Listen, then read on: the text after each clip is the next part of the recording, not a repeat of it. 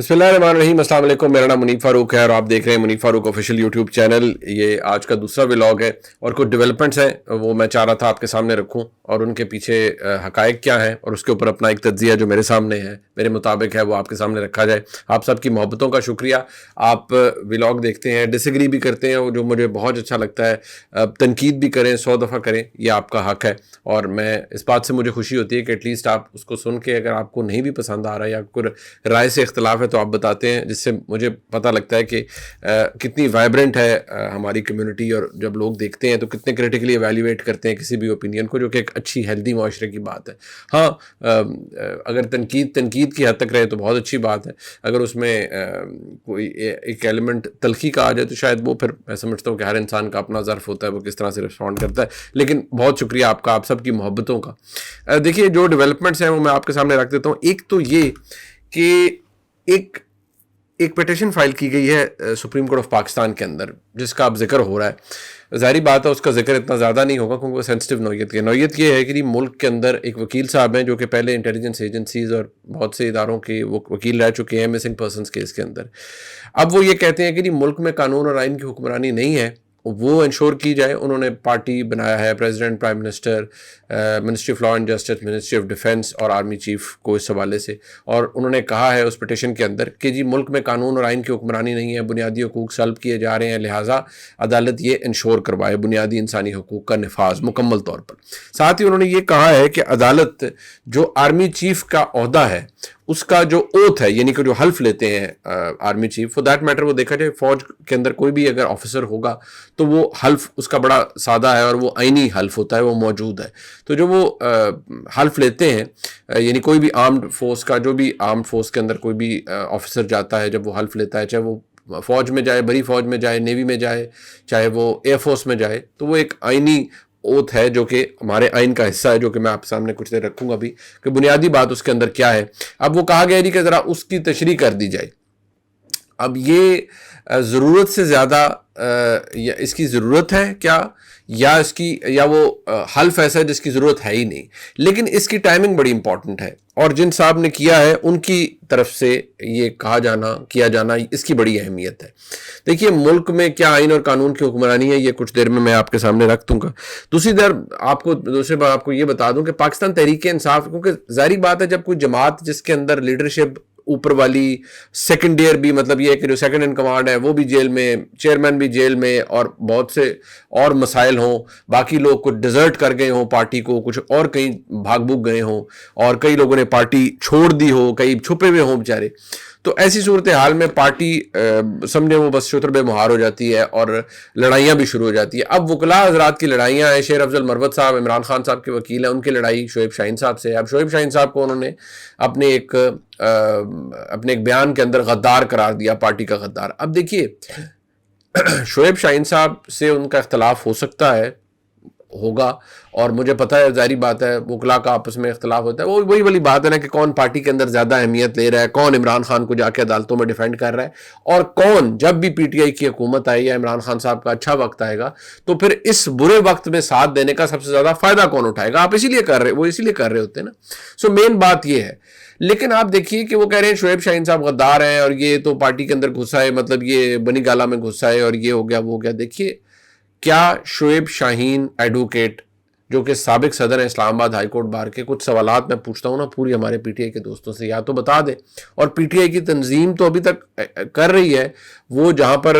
فاروق حبیب کو بناتے ہیں اپنا ترجمان، پارٹی کا سیکرٹری انفارمیشن بناتے ہیں یا ان کو عہدہ دیتے ہیں اور کہتے ہیں کہ وہ پارٹی کی ترجمانی کریں گے، اور پارٹی کی طرف سے جو بھی چیزیں کوئی نہ کوئی ہو رہی ہوتی ہیں، جس بھی حالت میں ہو رہی ہوتی ہیں، تو وہ کیا یہ نہیں کہہ سکتے کہ شعیب شاہین کا پارٹی سے کوئی تعلق نہیں ہے؟ شعیب شاہین صاحب ایز وی اسپیک ابھی تک پاکستان تحریک انصاف کے کور کمیٹی کے ممبر ہیں۔ تو اگر کور کمیٹی کا ممبر کو دوسرا ایک وکیل جو ہے وہ کہہ رہے ہیں یہ غدار ہیں پارٹی کے، تو بھائی کس طرح سے ذرا بتا بھی دینا غداری کیا انہوں نے کر دی۔ اور یہ بھی انہوں نے کہا جی کہ وہ تو ان کو فوجداری کا یہ نہیں پتا، وہ نہیں پتا۔ دیکھیے یہ باتیں تو پھر الزام بندہ ایک دوسرے کے اوپر لگائے، کل شیر افضل مروت صاحب پر کوئی الزام لگا دے گا کہ وہ ان کا جی یہ ماضی کا کردار ہے اور یہ اور وہ ہے اور فلان ہے، بہت سے لوگ ان کے بارے میں شاید باتیں کر دیں گے، لیکن یہ اس کے پیچھے پارٹی سے پرابلم کم ہے، شخصیات کا پرابلم آپس میں زیادہ ہے۔ لیکن یہ بدقسمت بات ہے کہ پارٹی مشکل میں ہے، کور کمیٹی کے ممبر کو آپ غدار کہہ رہے ہیں. عمران خان کے لیے اس وقت ایک ایک وکیل، ایک ایک شخص کی بڑی اہمیت ہے. وہ ضروری ہے، ہونا چاہیے، سب سامنے آنا چاہیے. ایک تو میں یہ سامنے رکھوں گا. دوسرا یہ کہ بہت سے ہمارے دوست یہ کہتے ہیں جی کہ اس وقت ملک کے اندر بڑے عجیب حالات ہیں، اور اگر آپ جو تصویر ہمارے سامنے آئی ہمارے کولیگ عمران ریاض خان کی، چند صحافی ان سے ملنے بھی گئے، جو بتایا جاتا ہے، جو دیکھا جاتا ہے، اس میں جو چیز میں نے دیکھی مجھے بڑی تکلیف دہ بات ہے کہ ایک شخص پہلے تو اپنے گھر والوں سے نہ صرف دور رہے، بلکہ جس حالت سے وہ باہر آئے ہیں اس سے پتہ لگتا ہے کہ وہ بہت برے کنڈیشن میں رہے ہیں، بہت برے حالات میں رہے ہیں. اللہ کا یہ شکر ہے کہ وہ اپنے بچوں، اپنے گھر والوں کے پاس ہیں، لیکن انہوں نے مشکل وقت دیکھا ہے. تو پہلے تو میرے خیال میں وہ جیسے کہتے ہیں نا، لیٹس لیو ہم الون، کچھ عرصہ انہیں ریکور کرنے میں دیں، اور ہم سب کو ان کو سپیس دینی چاہیے. اور میں یہ بھی کہتا ہوں کہ کسی بات کے اوپر بہت سے لوگ میں دیکھ رہا تھا جی ان کے پرانے کلپس دی، انہوں نے یہ کہہ دیا، انہوں نے یہ کہہ دیا، انہوں نے یہ، یار لیٹس بائی گونس بی بائی گونس، چھوڑ دیں. وہ انشاءاللہ صحتیاب ہوں گے مکمل، اور جب واپس آئیں گے اور جو بھی وہ ان کا پھر طریقہ کار ہوگا یا جس طرح بھی وہ تجزیہ تبصرہ صحافت کریں گے اس پہ پھر بعد میں آپ اپنے تجزیہ تبصرے کر لیں. ابھی چھوڑ دیں یار. وہ کہتے ہیں نا جسٹ لیٹ ہم بی، تھوڑا سپیس دیں ایک شخص کو. وہ زندگی کی پتہ نہیں کتنی یہ برا ایپیسوڈ بیچارہ کاٹ کے آیا، تو اللہ تعالیٰ اس بندے کو سکون دے اور بچوں کو اور گھر والوں کو سکون دے. اب میں ذرا آتا ہوں جی، یہ جو وکیل صاحب ہیں کہ جی انہوں نے کہا جی کہ جو آرمی چیف کا عہدہ ہے اس کا جی اوتھ جو ہے، یعنی حلف جو ہے آرمی چیف کا، اس کی عدالت تشریح کر دے.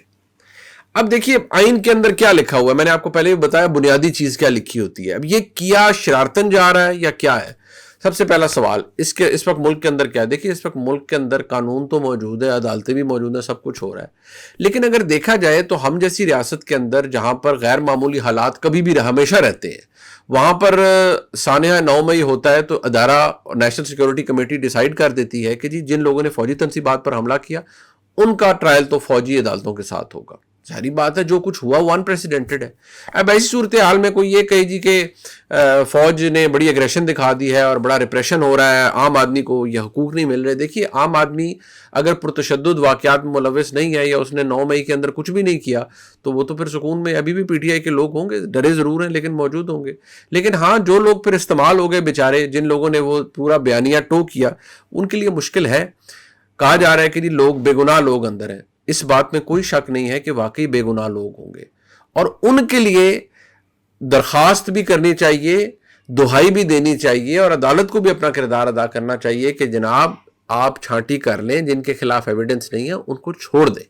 لیکن ہمیں یہ بتایا جاتا ہے جب بھی ہم پتہ کرتے ہیں کہ نہیں جی جو لوگ بھی اب اس وقت تحویل میں ہیں، عدالت میں ہیں، جیلوں میں ہیں، مطلب جیلوں میں ہیں یا جوڈیشل ریمانڈ پہ ہے، یا جن جو فوج کی تحویل میں ہیں، وہ سب ہارڈ کور اکمپلسز تھے، اور ان کے یعنی کمپلسز تھے، یعنی کہ وہ ساتھ دینے والے بھی تھے اور کرنے والے بھی تھے، ان میں سے کوئی بے گناہ نہیں ہے. یہ پوائنٹ بلینک جواب دے دیا جاتا. تو میں تو انویسٹیگیٹ نہیں کر رہا، مجھے تو نہیں پتا، لیکن اگر کوئی مجھے کہہ رہا ہے کہ بھائی اب کوئی ان میں سے بے گناہ نہیں ہے، تو پھر اب یہ میں تو یہ دعائی دے سکتا ہوں کہ بھائی کم از کم ٹرائل کو شفاف بنائیں. ملک کے اندر اگر آئین ہے تو آئین یہ کہتا ہے کہ جو ٹرائل ہے وہ شفاف ہونا چاہیے. میں تو یہ دعائی دے سکتا ہوں بحیثیت ایک پاکستانی سب کے لیے، وہ میں دے بھی رہا ہوں اور ہمیشہ دیتا رہوں گا. لیکن ہاں جو زیادتی ہوئی ہے میں اس کو یہ نہیں کہہ سکتا کہ میں ضرور معافیوں کی بات کرتا ہوں، میں ضرور کہتا ہوں، لیکن میں کہتا ہوں معافی سارے غلطی مانیں اور معافی مانگیں اور پھر آگے چلیں. اور پھر وہ ریاست کا کام ہے، ادارے کا کام ہے انہیں معاف کرنا، اور معاف کرنا ضرور چاہیے، موقع دینا چاہیے. ہے تو بھائی سب پاکستانی، معاف کریں. لیکن اگر کوئی کہتا ہے کہ جی نہیں سزا ضروری ہے تو پھر وہ ٹھیک ہے، وہ یہ میرا اوپینین ہے، آپ سب ڈس ایگری کر سکتے ہیں، میرا اوپینین غلط ہو سکتا ہے، ٹھیک ہو گیا. اب ذرا میں وہ کہتے ہیں جی کہ ملک کے اندر جو اس وقت حالات ہیں جی، آئین کی یہ جو فوج کے چیف کا عہدہ ہے، ان حلف میں نے آپ کو بتایا کہ جو آرمڈ فورسز کے لوگ ہوتے ہیں ان کا جو حلف ہے وہ آپ آئین کے اندر جائیے، آرٹیکل 244 ہے، اور اس کا جو تیسرا شیڈیول ہے اس کے اندر آپ اگر اسکرال کریں گے اس کو، یا اگر آپ کی کتاب ہے تو آپ کو نظر آ جائے گا نیچے کر کے لکھا ہوا، سب سے اینڈ میں لکھا ہوا ہے. اب اس کا جو عہدے کے بڑا 2-3 لائنیں ہارڈلی میں پڑھ دیتا ہوں. ایک یہ کہ ان نیم، پہلے آپ شروع بسم اللہ الرحمن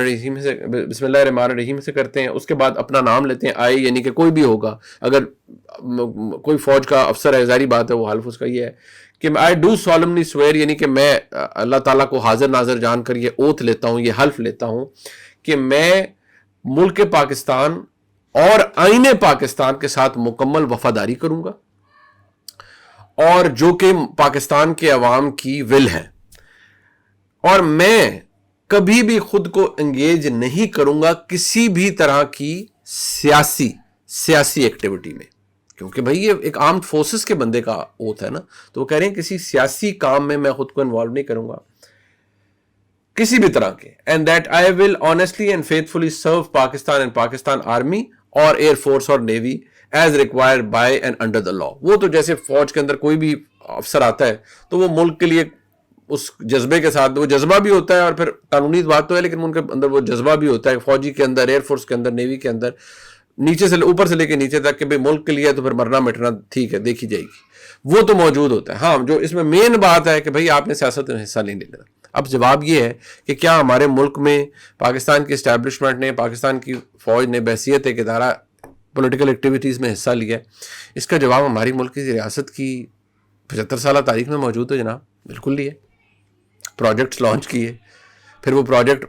آخری والا تو بیک فائر کر گیا اور ادارے کی پریسٹیج کا مسئلہ بن گیا. ادارے نے پھر اسرٹ کیا کہ بھئی ایسی تیسی کسی کی کہ ادارے کو لٹانے کی باتیں کر رہے ہیں اور ادارے کے خلاف، چیف کے خلاف آپ میوٹنی کرانے کی باتیں کر رہے ہیں، تو پھر ہم آپ کو سیدھا کرتے ہیں. اب ادارہ سب کو سیدھا کر رہا ہے. اب مسئلہ یہ ہے کہ اس وقت کیا ملک کے اندر فوج کی انوالومنٹ یا ادارے کی انوالومنٹ ہے؟ سوال یہ پیدا ہوتا ہے کہ وہ یہ مانگ رہے ہیں نا کہ آپ ان کی انٹرپریٹیشن کر دیں. انٹرپریٹیشن کی تشریح کی ضرورت ہی نہیں ہے بھائی، فوج کا کام ہی نہیں ہے کہ وہ کسی بھی سیاسی ایکٹیویٹی میں انوالو کرے، کسی آرمڈ فورسز کے بندے کا کام ہی نہیں ہے. اس میں تشریح والی بات کیا ہے؟ کوئی تشریح کی ضرورت ہی نہیں ہے. یہ تو اردو میں اگر آپ پڑھیں گے تو یہ سادہ سا ترجمہ ہے، لیکن یہ تو آئین کے اندر لکھا ہوا ہے نا بھائی. ہمارے ملک کے اندر جو ہوا وہ ہمارے ملک کی تاریخ جانتی ہے. جناب قمر جاوید باجوہ صاحب جاتے جاتے کہہ گئے کہ فلانی تاریخ تک ادارہ یا حکومتی معاملات میں یا وہ کرتے رہے ہیں، ہم سپورٹ حاصل رہی ہے، سب کچھ کرتے ہیں. سر کیوں کرتے رہے ہیں؟ آپ گیٹ بند کریں گے تو کوئی جان چھوڑے گا، آپ چھوڑ دیں انہیں بولیں ان کو لوگ خود شفٹ آؤٹ کر دیں گے، بھی نہیں ووٹ دیں گے، اگلی دفعہ نہیں کی عادت آ جائے گی. لیکن مسئلہ یہ ہے کہ جو یہ عمران خان صاحب والا میں بار بار کہتا ہوں پروجیکٹ فیل ہوا ہے نا، اور جس طرح سے اس نے بیک فائر کیا ہے، اس کے بعد سب کو سبق حاصل ہونا چاہیے کہ بھائی یہ کام نہیں کرنے والے، ان کاموں کو چھوڑ دیں.